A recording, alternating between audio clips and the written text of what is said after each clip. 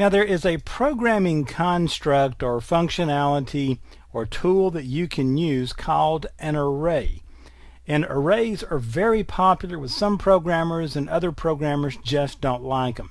But I'm convinced the people who just don't like them have never really taken the time to really understand the power these things can have. They're extremely efficient, and you can do some really neat stuff. And the biggest thing about arrays is they open the door to really thinking about some different things and some ways to even make some more magic happen as far as speed and efficiency of your program. So let's talk about arrays in this video, just the basics. And then the next video or two we'll do some examples, talk about multi-dimensionals and that sort of thing. First off, what is an array? Well, an array is a variable, a single variable that can store multiple values. Now, not only can it store multiple values, but it does them in a way that computers just really love dealing with. All right, they're just built for. Now, let's talk about an example here. I have an array of values that I need to track in a program. Let's say that we're keeping up with some sort of job where people get tips every day. Okay, so let's look at an example. We want to track daily tips for people. Well, we could easily create a number of variables. There's tips on Sunday, so that's Sun tips, and that's an integer, and we initialize it to be equal to 0. Then there's Monday tips, and then there's Tuesday's tips, and then there's Wednesday's tips, and you kind of get the pattern here, right?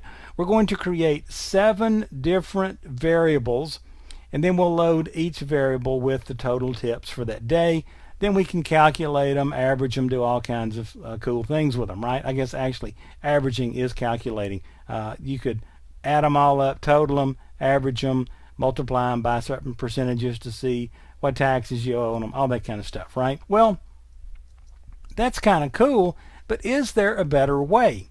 And surprisingly enough, not like it was set up beforehand, there is a better way, and that better way is an array. Now notice with an array we're doing a variable again, but notice what we're doing here. We're saying a data type integer, and the variable is tips, but now we've got these square brackets out here, and we've got the number 7. Now what that is telling the compiler is, okay, we want to create a variable in memory, but we want there to be 7 memory locations associated with this one variable tips. And these, by the way, are going to be numbered 0 through 6. All right. Now this is going to create a variable that holds 7 pieces of data, 7 separate addresses involved here, and these are numbered 0 to 6. Now if you count on your fingers or however you count, you'll see that if you start at 0 and count up to 6, then you've actually got 7 places, right? And notice what we do. Tips, the 0 position, and we'll say that they made $8 on that day, okay? And by the way, we could consider tips 0 to be Sunday, the first day of the week, if that's our calendar. Then 1 would be Monday, 2 would be Tuesday, 3 would be Wednesday. You see how the pattern's developing, right? Then the tips on 1, which is Monday, they made $6. Then the tips on Tuesday, which is 2, they made $5. Then on 3, which would be Wednesday, right? That's $12. And we just kind of keep going that way. You see the pattern here. Now, what's cool about this is this number in between the brackets is called the index. And so by just calling tips and a certain index number, we can grab that position. So if we get the value of tips 3, it's going to be 12, right? If we try to read it later. And we can very easily manipulate these just like we can any other variables, but we're using the variable name plus the index number.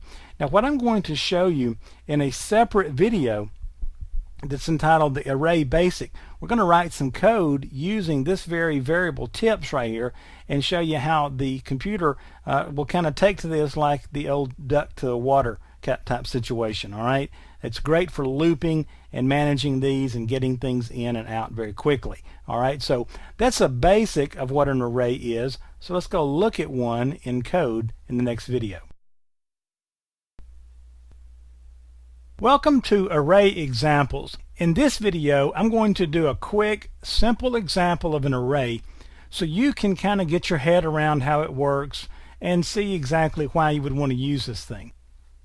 Now, notice that what I've got open right here is a project entitled Array Example.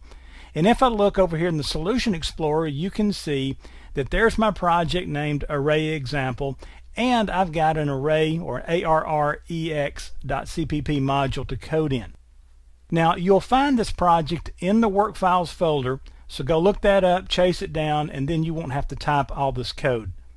But I've kind of done the first part beforehand because I didn't want to spend a bunch of time with you having to suffer through watching me type this stuff. But let me go through what I've done here. The first thing I did is we want to track a person's tips. So they work in a restaurant. We want to track their tips for a week. Well, I created a variable for every day of the week. There's Sunday tips, Monday's tips, Tuesday, Wednesday. You see the pattern developing, right? Then I went down here and I created a function to add those tips up. And I named the function tip var or variable totals. Notice I created an integer variable called tote, holds the type integer. And then I set tote equal to, and I just added all of my variables together here. Sunday, Monday, Tuesday, Wednesday, Thursday, Friday, Saturday. And then I return that back out. Now where did I return it? It jumped into ttote, and then I've just got a console out right here, and we're printing ttote, okay? And so I've got 7 different variables here, and if I compile this and run it, you will see that it works out perfectly, okay? Well, not perfectly, but it works. And so I'll go into Documents, I'll go into Visual Studio 2010, into Projects. Here is Array Example, and then I will hold down Shift, right click on Debug in Windows 7, and then I will just type Array Example. And notice the total tips by variable 73. So $73 is what I made. Now that's using variables in a very manual type of way. Well, what if I go the route of using an array? So I create a data type integer and I assign that to tips. Then I tell it I want you to hold 7 values, and not only that, I'm going to tell you what to set those 7 values to. 5, 6, 8, 12, 11, 9, and 22. Alright, and then I close it out with the braces, and this does essentially the same thing as this, except instead of having 7 variables, I only have 1 variable named tips, but I can store 7 different values in that, okay? And there are my 7 values. Use this. What I'm going to do is go down and create a function. And I didn't mention this earlier, but I had to put my function prototypes up here, and I'm going to just copy and paste a function prototype in here for this one, and it's going to be tip ARR or array totals, okay? And what I'm going to do is I am going to basically create a loop to just simply loop through that array and give me my totals, okay? And so here we go. Notice I'm going to start off by creating a variable called int ARRTOT, and I'll initialize it to 0. And then I'm going to do a for statement, a loop, and I'm going to say for int I, and we will initialize that at 0. And then we'll say for as long as I is less than 7, keep looping, and then every time you go through, let's increment I. Okay, and notice I'm doing a postfix on that. If you don't remember that, go watch the video on the increment and decrement. And then I'm going to say ARR tote plus equals tips, and I'll call I every time. Okay, ARR total plus equal means whatever is in ARR total plus tips, and then that becomes the new ARR total. Okay, and then I will close that out. Then I will come down here to the bottom. Once that loop breaks out, I will return ARR tote back up to my calling function. Now what I've got to do up here in the main is to simply call that function and pass it out to somebody. Okay, so what I'll do is I'll do int ATOTE right here and set it equal to tip ARR totals, and I will call that function that I just created. Okay, this one right here. Now what I'm going to do right here is copy my command to basically stream this out to the console. I'm going to copy it right here, and I'm going to say total tips by array, and instead of T total, I'll put A total. All right. So notice this first one is going to call it, and it's going to add it up kind of the old-fashioned manual way, if you will. All right. This next one is going to call the function that basically loops through the array that we set up here, and just loops through. When I is equal to 0, we get this one. When I is equal to 1, then we get that one, the 6, and I keep dragging those, I'm sorry. The next one we get 8, so that's 0, 1, 2, and then 3 is 12, 4 is 11, and so forth. And so we just keep working our way up, but notice there are 7 numbers here, okay? They start at 0 and go through 6. All right, so let's recompile, and then we will jump out there and run our application again. So we run array example, and just like that, notice that both of them counted 73. We got to the same place by doing 2 different things, but there's a lot more leeway and power in being able to loop through these, and a lot more efficient storage and a lot faster storage by using an array. So that's just a simple example of an array and why you would want to use one. Now let's talk about taking arrays to the next level, if you will, and to really start to shove a lot of data into arrays and get a whole lot of data out really quickly. Now keep in mind, as I talk about multi-dimensional arrays in this video, we haven't topped out what we can do with arrays and array type technologies, but it's as far as I'm going to go in this course, so dig into these things and start to play with them.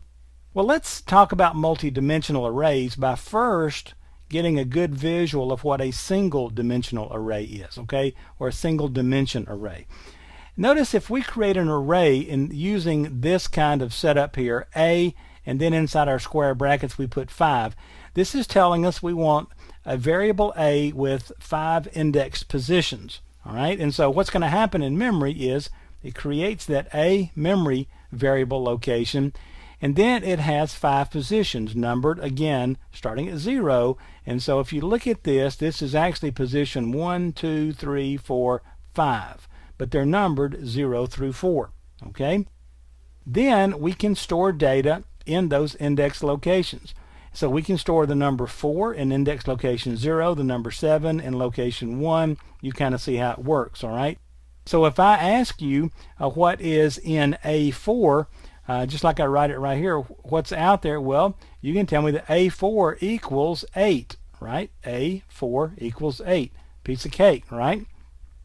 Now, let's talk about how we can use multi-dimensional arrays and make this even more interesting. Notice here, once again, we create an array, but this time we put the A, the brackets, we put a 2, a comma, and a 5. All right? And what this does is it creates a memory location for a variable A, and then it sets up what's going to appear to us in our world as 2 rows of data arranged in 5 columns. So you've got 2 rows of data right here in 5 columns. And if we load data into that, it could look something like this. Now notice what's happening. We now are storing twice as much data into that one variable, and by using loops and all that we did in the array example, we can very quickly and easily locate tremendous amounts of data. And then by knowing positionally what the perspective or significance of that data is, we can manipulate some pretty serious data and apply meaning based on context. All right. So notice if I ask you what value is at A13, then if you'll look, A1 or row 1 and position 3, column 3, it's 7. It's where those intersect, right? 1, 3 is 7. And so as you can see, using multi-dimensional arrays can be quite powerful. And again, I'm going to kind of leave it with you here, some homework that you have to do. Go out there and start to dig into C++ arrays. Look at how big these things can get. Another little hint is that you can store arrays inside arrays. There's all other kind of technologies based on this array technology, and you can do some pretty serious memory work, store a lot of information in memory really quickly, get a lot of information out really quickly, and this is where C++ really begins to shine. That is your ability to manage the memory. Now, arrays are not unique to C++. You will see them in other languages, but get to know them, okay? It's a little confusing, it's a little abstract for some people, but it's well worth the time to get to know these things and get comfortable with using them.